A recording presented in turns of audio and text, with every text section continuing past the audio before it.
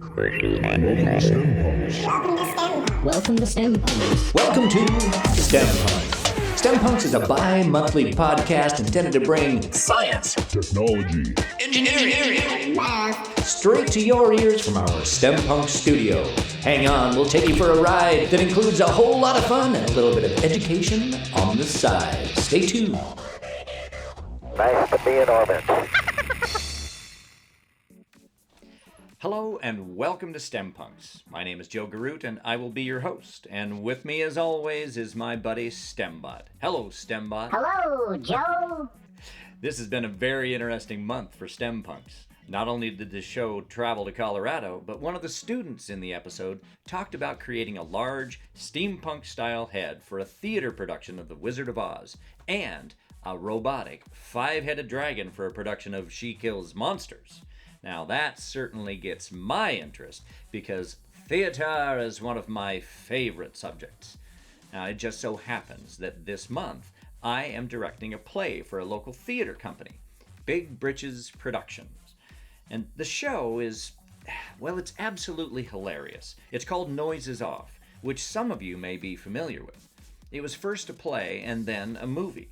Now for those of you not familiar with it, Noises Off is a complicated play. Not only because of the constant movement, the farcical humor, and the rapid dialogue, but also because of the staging of it. The whole stage, well, the whole 2-story set, moves between acts. Joe, that is quite a feat for humans. I can easily move sets around in my virtual reality. It just takes a bit of software. Yeah, the process for us actually begins with software, a program called SketchUp. This computer drafting program allows a designer to completely model whatever they are building and take into consideration not only what materials are involved, but how their creation will fit in the intended space. Now, someone could build a cabinet and see how it will look in a home, or they could build a whole home inside and out and walk through it and see how it fits in a landscape. But in our case, we needed to know how big we could get away with making the set and still have it rotate. Now, I had a talk with the guy who helped me build the set, Douglas Hawksworth. He's the set designer. And Jacob Camp, who's a veteran of Portland theater and sometimes a set builder, was with us too. He was a little shy for the camera. STEMbot, will you cue up that interview? Sure, Joe. I'm excited to share this one. Do you think you would allow me to design a set for you sometime using SketchUp? Yeah, I think it's possible. Why don't you listen to what Douglas has to say, and we'll see what you can pick up. Okie dokie. Right on. All right, so as promised, we've got Douglas Hawksworth here in the Bingen Theater. We're in front of the set for Noises Off, and welcome, Douglas. Thank you. I'm happy to be here. So briefly, let's just talk just a little bit about your background, you know, your 30-second elevator speech about why you do theater, some of the stuff you've done, things that would interest our listeners. I auditioned for the Music Man. I wanted to be in the Barbershop Quartet. Didn't make the cut. Just like every technical theater person. I ended up backstage. No, that's only half true.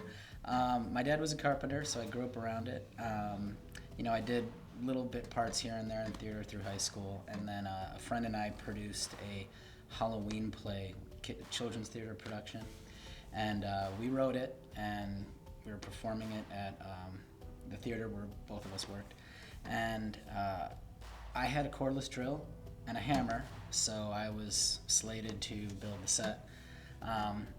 And after that, we got some interesting attention. People were asking, hey, who did those trees? Who did those houses? That kind of thing. And I got my first couple set jobs. One of the first ones was Narnia, Lion, the Witch, and the Wardrobe, which we spent an inordinate amount of time for a very small amount of money making these beautiful trees that could roll 14 feet tall and all this sort of really cool stuff.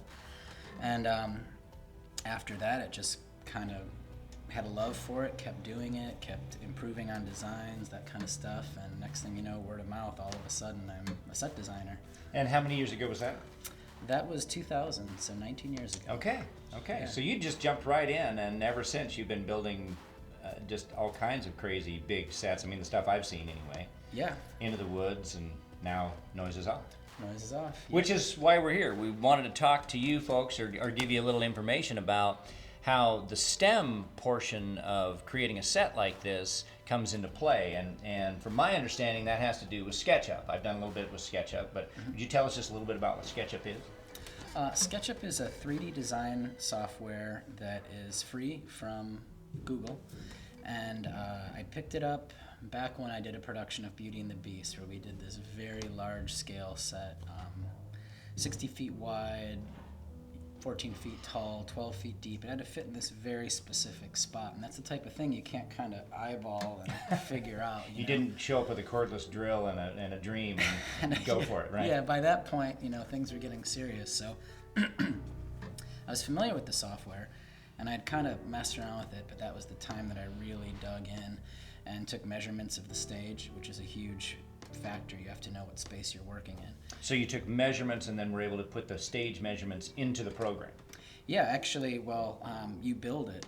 I like to call it AutoCAD for artists because it has a lot of kind of Photoshop and Illustrator elements, but it's still very mathematically based insofar as, you go in, you measure out your stage, you literally build your stage in 3D space.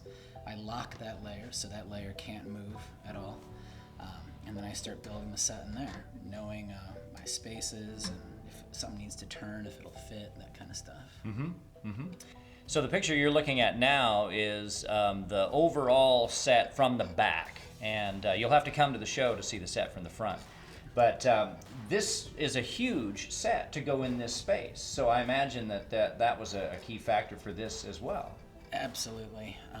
I would say it had some of the most tight design I've ever done insofar as a set. I mean, our stage definitely has some limitations. It has great height, which is unusual for a lot of sets I've done.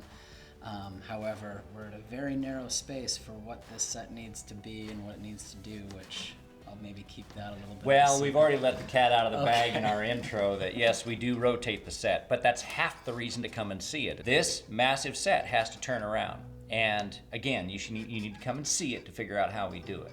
So one of the things, and we're in a shorter episode this week, so real quick, what are some of the things about taking a computer-aided design program and using it for something like this? What are the things that help you instead of just showing up with a cordless driver and a dream? How do you put the two together to maximize your time? Well, one thing about scenic design that's different than other building is generally when you're building a house or a deck, you have a point of measure that you're working from. And it's very straightforward. You're building a box. It's been done so many times that there's all this instruction. When you're building a set, you're building in this floating space. So you don't really have things to pull off. And this is where a program like SketchUp comes in, wonderfully, as you pull these lines from the corners of your stage and you say, this is my working space. Now, still floating in space here. And then now you have to make all these angled cuts and these, strange degrees and things like that. Some of the pieces we built for this show, as you know, are some very unique platforms, definitely not square. So SketchUp allows you to literally build the set before you ever start fabricating the set. So now you can go to SketchUp for your blueprints and work right off of it and say, well, this angle's here, here's our cut list, you can make all those how long cuts. is this board, and it's right there. Absolutely. Which is great because we also had Jacob Camp who was helping us do a bunch of the cuts, and he didn't want to appear on camera though. Even though he's an actor, today he was camera shy. And we were able to give him a list down to the 16th of an inch. And I remember a lot of those cuts were 15/16ths. And it came right out of the program, went down onto a piece of paper and out to the saw. So it did make it a lot more efficient doing that. It did, and it's interesting because, there's a certain point where, designer Douglas, who sat there, in the middle of the night waking up with an idea and sketching it all up, is now, I'm sitting here in the field doing this, and I kind of scratch my head, is this right? I mean, this seems really weird. And then we cut all the pieces and lay them out and put them together and say, oh, yeah, it's math. Yeah. Math works. It translates. How about that? Math actually works every time. Oh, yeah. It does not fail you at all. Even if you can't see it, you already did the work, you put it together, and the result is the same if your calculations were correct. And, right on. The great thing about SketchUp is not only is it just the calculations, you see the geometry in action, spin it around, and have that visual aid. Yeah, cool. Well, Douglas, thank you so much for taking some time out to explain it to everyone. And come and see the show. It opens September 13. And yes, that's a shameless plug, but you get it anyway. Thanks for tuning in. Thanks, man. Yeah, for sure. All right. To many, STEM and theater seem dramatically different, pun intended. But as you can tell, the technical side of theater productions can be very demanding. Set design, light and sound design, and other aspects of technical theater all depend on STEM. While STEM disciplines seem to be just facts and figures on the one hand, a set builder needs to understand math and engineering to safely create the illusion of a house. And thanks to Douglas Hawksworth's practical knowledge and his SketchUp skills, we'll have a fabulous experience both on and off the stage. Say goodbye, STEMbot. Goodbye, STEMbot. Thank you for listening to the STEMPunX Podcast.